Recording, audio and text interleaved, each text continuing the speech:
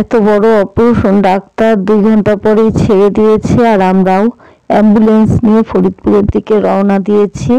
আমাদের সঙ্গে থাকেন, পুরো ভিডিওটা দেখলে বুঝতে পারবেন যে কত বড় অ্যাক্সিডেন্ট হয়েছিল আর অপারেশন হয়েছে। আমার চোখ মুখের অবস্থাটা খালি দেখেন। বরকে নিয়ে অপারেশন করায় বাড়ি যাচ্ছি। কোনো দিন এরকম হয়?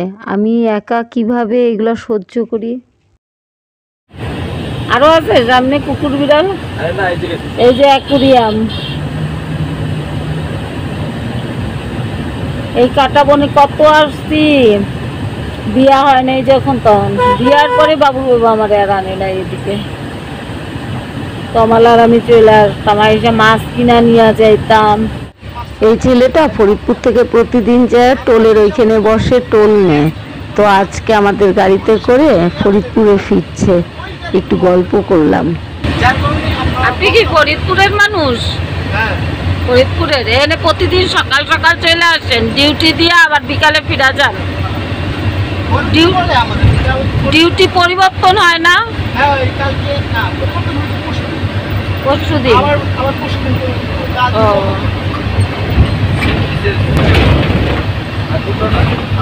ফরিদপুরে কোথায় বাসা?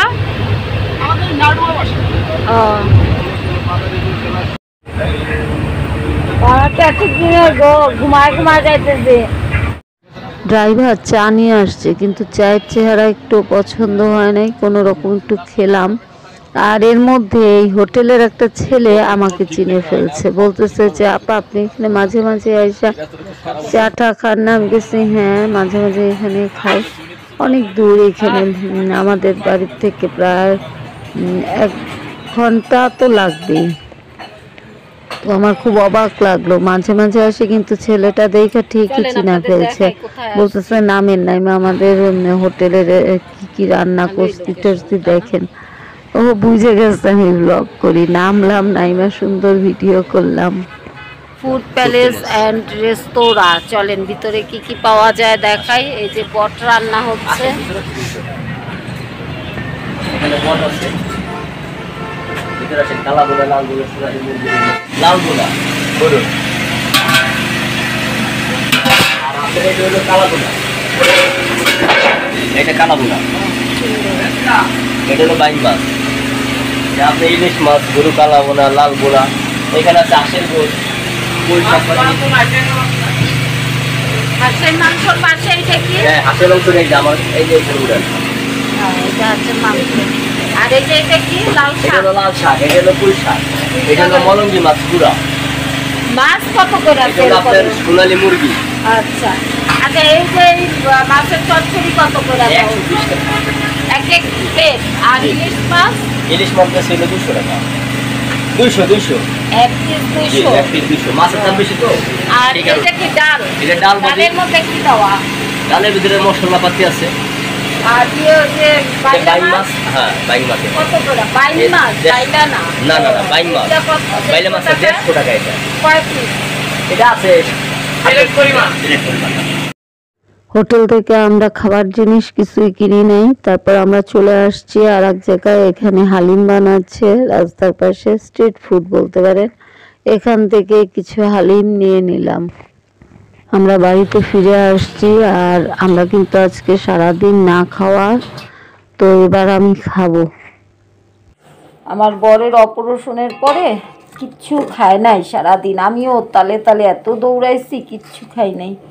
তাই এই যে নলা দিয়া নিহারি কিনা নিয়ে আসছি, আমি এগুলা বাড়িতে রান্ধি সব সময়। গাইজ আমরা তো সারাদিন কিছু খাই নাই, এখন খাওয়া দাওয়া করব। তো এই যে নিহারি বানানো হইতেছে, ওর বাবার যেহেতু অপারেশন হয়েছে, মিটকায় মিটকায় হাসতেছে সারা রাস্তা, আমারে জ্বালাইছে কেন আনলা কেন আনলা। আসেন এই পাশে।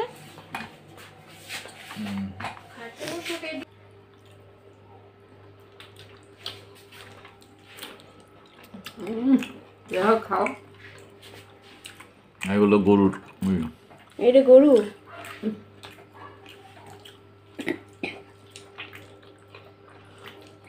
ক্রিস্টিনাকে বলছি যে ক্রিস্টিনা সারাদিন কিছু খাই নাই, নিয়ারিটা সুন্দর করে বানায় ঠানায় দিয়ে আমরা খাই, তোরা খা।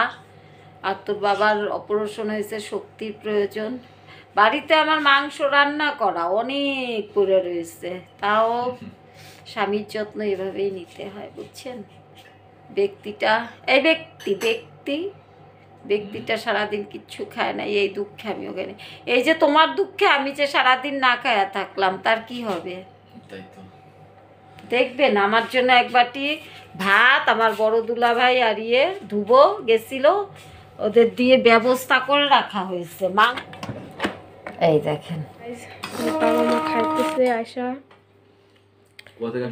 ঢাকার থেকে আসছে অপারেশন করার পরে, যখন খাইতেছে হালিম। অপারেশন করার পরেই চলে আসছে তাড়াতাড়ি, রাস্তায় খাইতে পারতো, ভাত মাংস সব কিনছিল, তারপর হালিম ঠালিমও কিন্তু খায় নাই। গাড়িতে এমনিও মা আর আমি খাই না গাড়িতে, বাসায় এসে এখন খাইতেছে। এখন 7:30 বাজে। এই যে বাবার পা, আগে ছিল 4টা, আমিও তো দেখি না, আমারও দেখা নেই।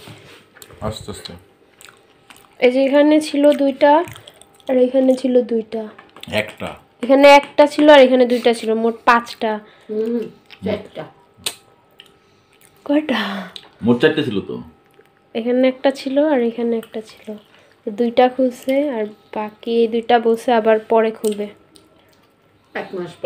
এটার জন্য এখন সাপোর্ট থাকবে, এখন এই যে পায়ের পাতা ফেলাইয়া ভালো মতন হাঁটতে পারবে। 1 মাস বেশি করে হাঁটতে বলছে, তাহলে ওই দিনটা আবার বেশি চাপ পড়বে, তারপর আবার ওই দিনটা করবে।